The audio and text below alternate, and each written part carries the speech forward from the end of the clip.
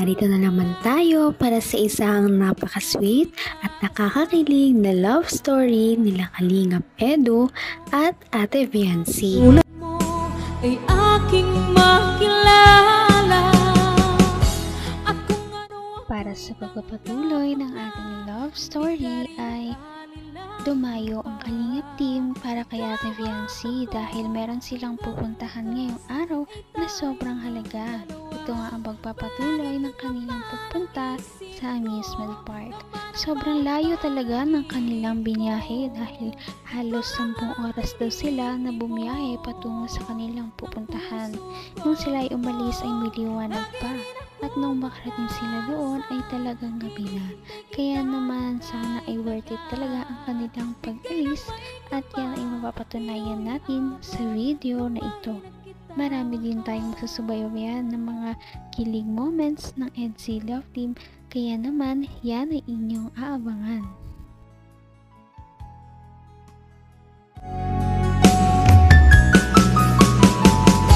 Ang nice ko lang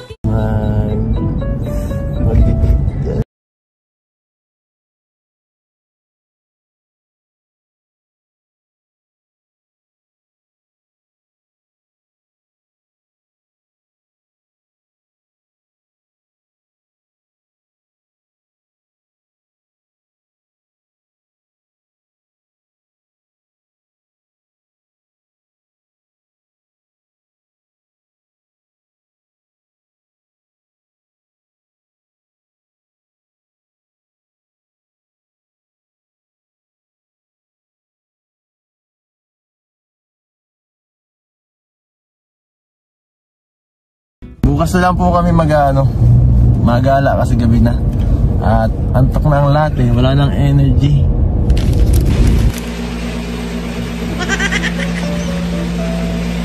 So ayan guys, tulog na mga kasamahan ko.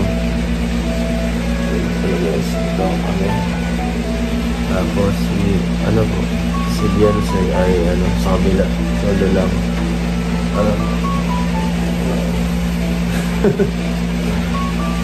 Na sigurado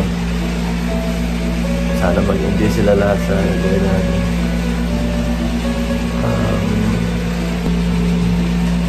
Tunog si Thunder.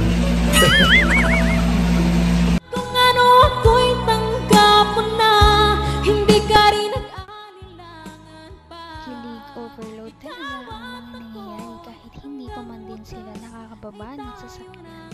Ano pa kaya kung makapunta na sila sa kanilang pupuntahan? Ngunit bago sila makarating doon ay syempre gumabi na at nagpahinga na muna sila. Tunog si Thunder. Si Brad. So ayun mga Kalingap, tapos na po kayo mag-asikaso. Tawagin na po natin si Kuya Boss E.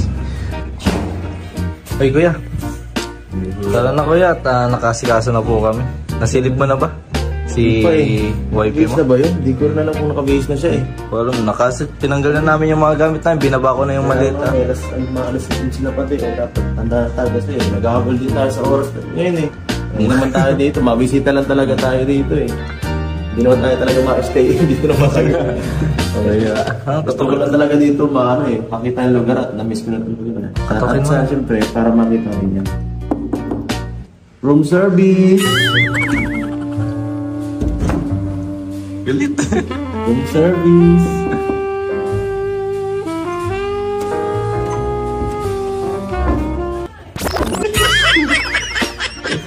Ito pala yung room service po ito.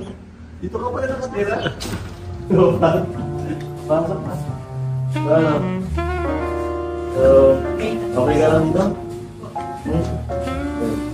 Nakatulog ka naman naman din.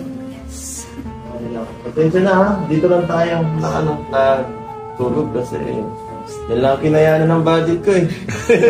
Wala kasi tayong Naman ang bawat panaginip ko, ikaw lang ang Dito ay biglaan din lang talaga, kaya naman masaya din ang mga trip kapag hindi masyadong pinaplano at biglaan pa nga na kasama si Ate Viancy. Hindi kasi alam ni Kalingap Edu na makakasama ang dalawa kaya na-surprise sorpresa talaga siya noong pagsundo nila na nandoon si Ate Fiancé. Ito lang tayong tulog kasi yan lang kinayanan ng budget ko eh. Wala kasi tayong sponsor eh. Solo lahat. Hindi ka rin yung pwede ngayon. Ang ganda pa nga ito dun sa pakto ko. Pero siyempre, siyempre nakakapagano kasi. Hindi ito bongga kagaya ng mga binibigay ng mga sponsor sa atin na tinutuluyan. Hindi karaniwan. Simple lang ito eh. Murang-mura lang ito eh. So, baka hindi ka naman dito nalungkot. Hindi. Bakit? Ang solo-solo ka lang dito eh. Kami dun, 5 kami dun, siksikan kami dun. Siksikan mo kami dun, tapos ikaw dito. Solo ka lang. Baka, na-homesick ka dito kagabi, baka di ka nagkatulog. Basta may May music. Nga pala, baka nagsisi ka na yan. At syempre, sumama ka sa akin dito sa pagpunta ka dito. Hindi ka nagsisi na. Hindi. Bakit? Gusto ko malaman kung ano yung mga Dating ginagawa ko dito. Mga kalokohan. Joke lang. Hindi, wala akong ginagawa. Siyempre, malayo ka sa pamilya mo ngayon eh. Hindi ka gaya ng nakaraan. Nag-update ka?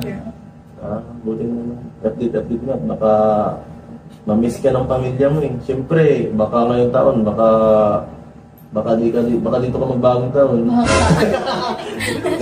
Joke lang, hindi. hanggang wakas ay tayo ng dalawa. Palagi kang naman ang isip. Nakakatuwa naman dahil kahit na nagkakaroon sila ng kasiyahan sa ibang lugar, syempre, naalala pa rin ni Kalingap Edu ang pamilya ni Ate Fiancé. At syempre, doon nga ay pinagsasabihan niya pa rin si Ate Fiancé na mag-text o mag-update man lang sa kanyang pamilya para hindi daw ito mag-alala.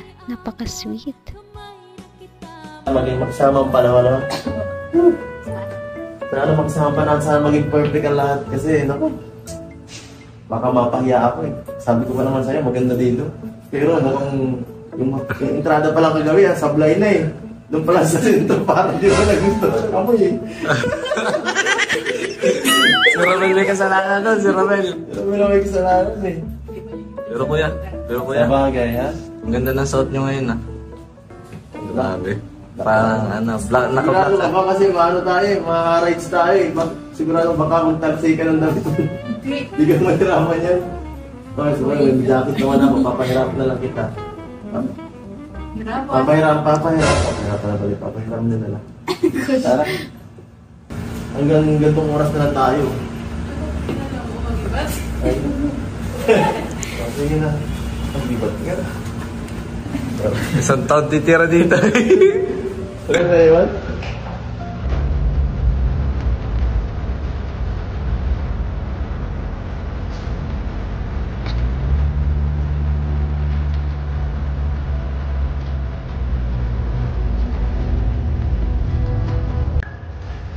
Dito na lang.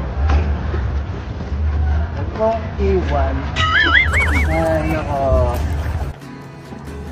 Dito na tayo. Kahit hindi pa sila nakakarating sa kanilang paroroonan noon ay sobrang marami na silang mga kilig moments. Ano pa kaya ngayon na talagang nakapunta na sila sa kanilang pupuntahan? At ang mga kilig moments na yan ay abangan ninyo sa ating susunod na video. Kaya iyan ay inyong subaybayan.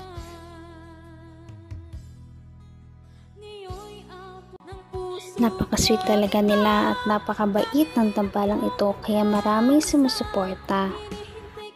Kaya naman sana ipatuloy natin silang suportahan at mahalin si Fiancé, si Kalingap Edu at ang Kalingap team. Yun lamang at maraming salamat sa panonood. Abangan natin kung magkakatuluyan ba talaga si Kalingap Edu at Fiancé. Hanggang sa muli! Bye! Ngayon'y abot